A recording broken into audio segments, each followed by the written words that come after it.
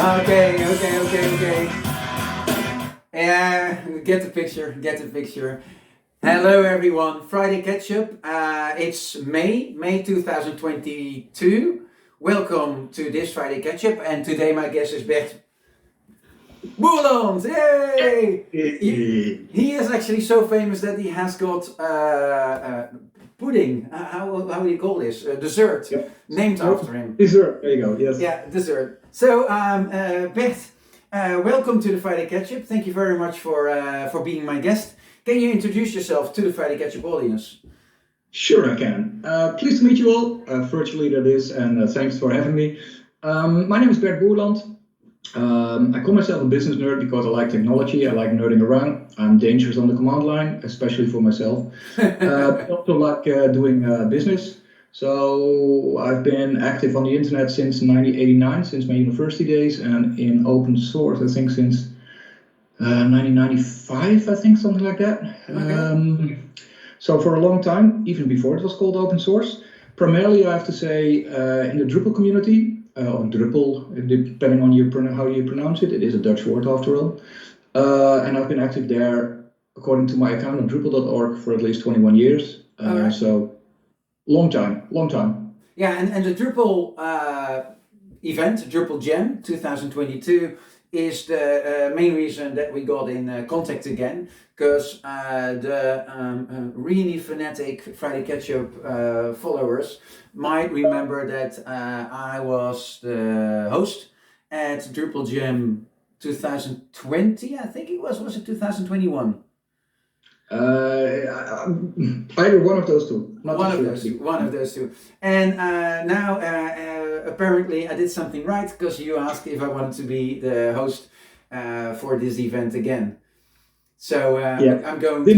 You want to do a retry? We want to give you Yeah, first time was not really. Excellent. Yeah, exactly. Hey, Bert, so you are going back in open source quite a while. I am going back a while as well, but not so far. But we were just, before we started recording, thinking of when we have met each other.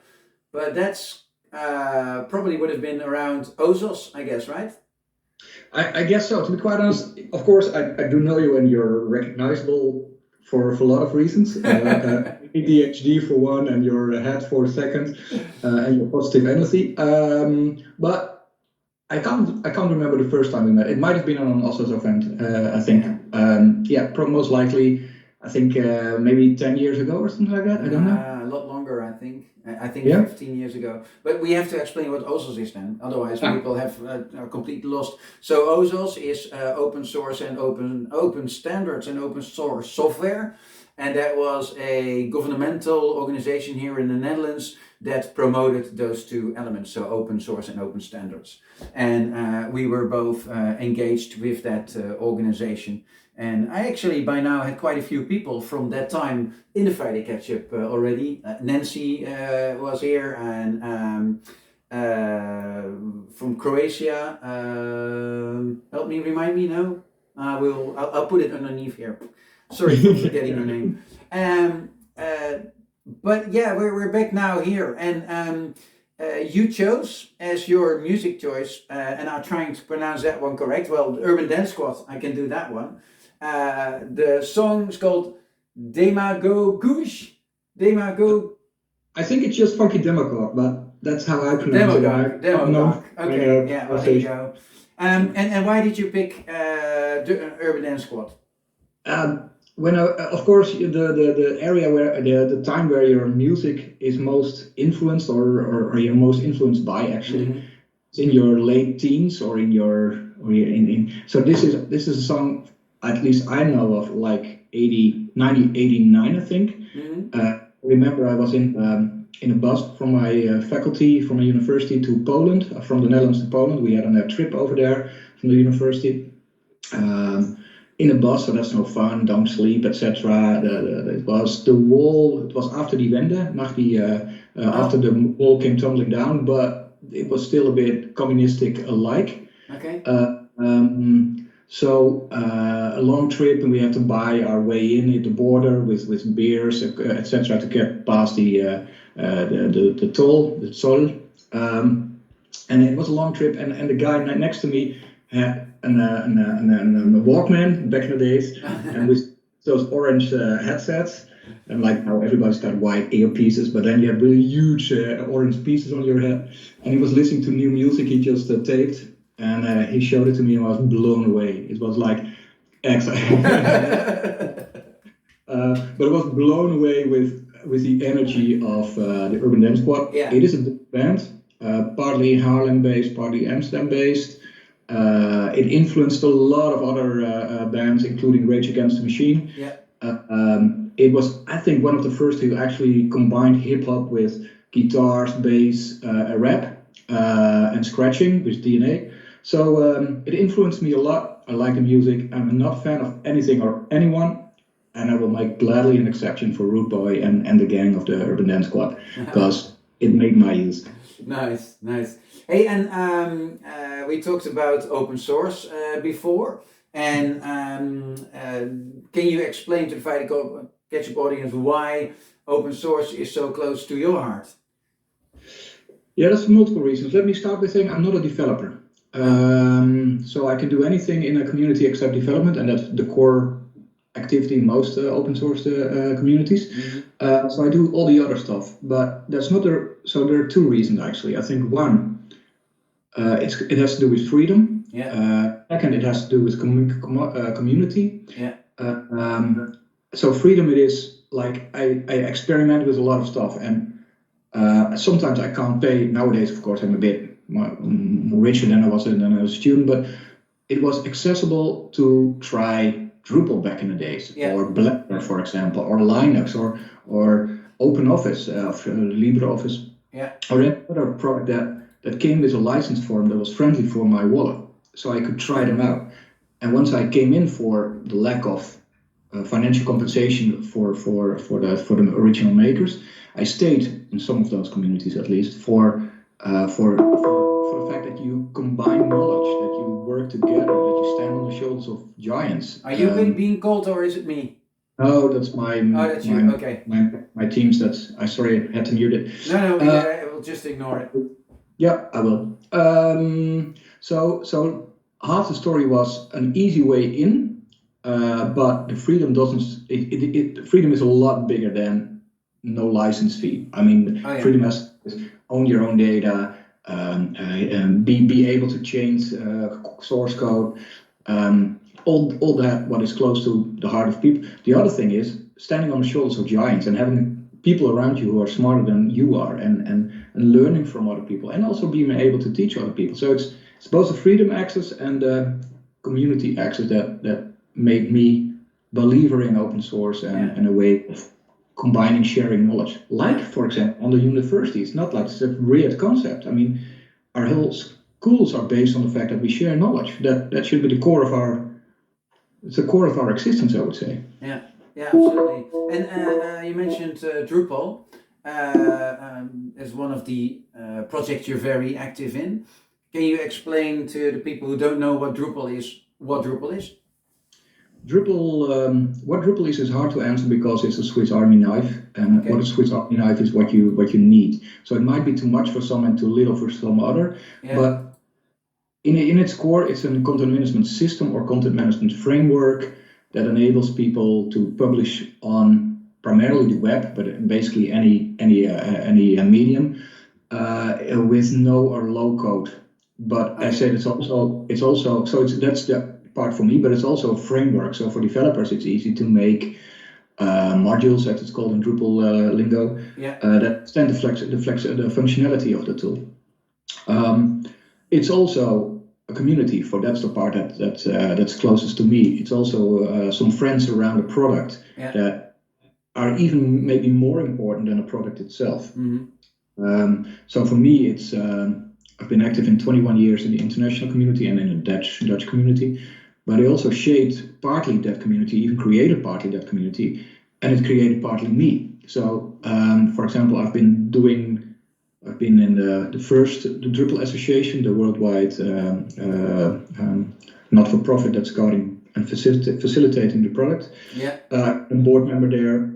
I've started the Drupal Stichting Drupal Nederland, the foundation of the Dutch community. I started the Drupal Jams, what we're looking at right now, but also organized Front-End United for Drupal cons. I started Splash Awards, so I did a lot of events that are around this product and the community. And still up to today, I'm helping and co-organizing these events because it's fun, and that's why I do it. All right. And who should go to Drupal Jam? It's on the 1st of June. Is it a physical event or is it an online event or a combination? Hold on, is it the 1st of June or the 1st of July? I thought it was the 1st of July. June. To be confused. 1st of June with a N. Cool, then you know. At least that's what your website says. So website is probably right. And that's also the date I put in my agenda for being a host there. You should do that. I have it wrong in my mind. So who should go there? Anyone who gives about the open web, I would answer. Anyone who gives about software development. Anyone who gives about Drupal, so that it goes from bigger to smaller to the funnel. And that might be themers, that might be designers, that might be people who want to know how you organize a community managers, that might be developers. Let's not forget them. The core is developers. Sure. That might be people who make money using open source, have an agency. It might be customers who use the tool, or prospects who want to use prospects from a commercial point of view, but people who are looking at new tools to use. And anyone actually wants to learn and share, that would be a good starting point. It is again in the Fabriek, an industrial event place in close to Utrecht. Actually, it's still Utrecht. Yeah. So a great location where we've been many times. A great lineup of speakers. It's really big fun actually. It's a good. Yeah. There you go. Thanks. Yeah, I can say that it is, because last time when I hosted it, I'm not into deep technology of Drupal, but quite some of the keynote speakers were really appealing just because of stories around what I still remember. A fantastic person from University of Utrecht, I think she was, who did about digital discrimination. And I actually invited her to a SUSE event, to a Women in Tech event. I interviewed her there about this topic. It was quite interesting. So it's not just for Drupal.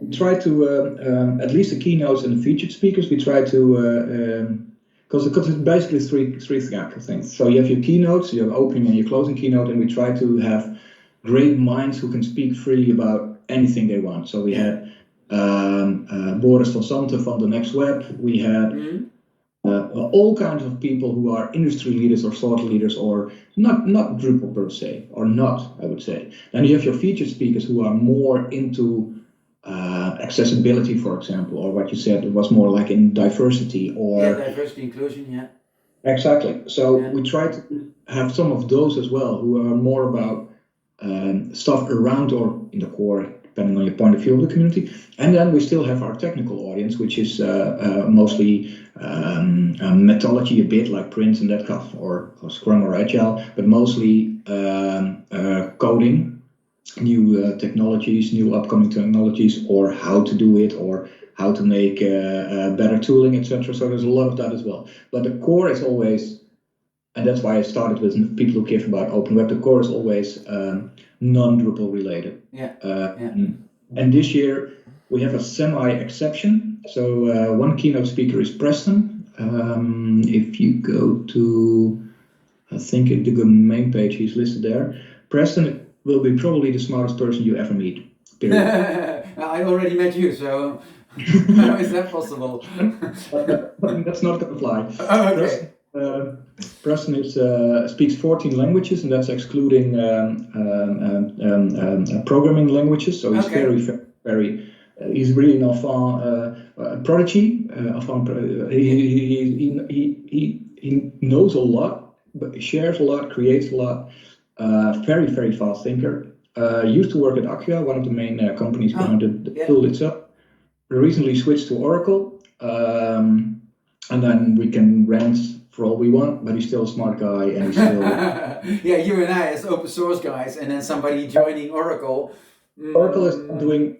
We know the history of Sun and MySQL, and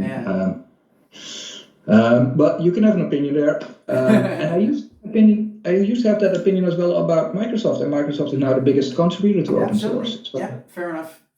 So you can't change the company by criticizing it. You have to change it by buying products or working in the company. So if he's working on a company, changing the company for the better, good for him, good for Oracle, good for the customer. Absolutely. So, all right. Well, I think we've discussed a lot. So invite to everyone to go to Drupal Jam. Oh, now I dropped where I was. I don't know. Well, we'll put the URL in the. Do you know it? Is it Drupal Jam? DrupalJam.nl. So that's that's easy one.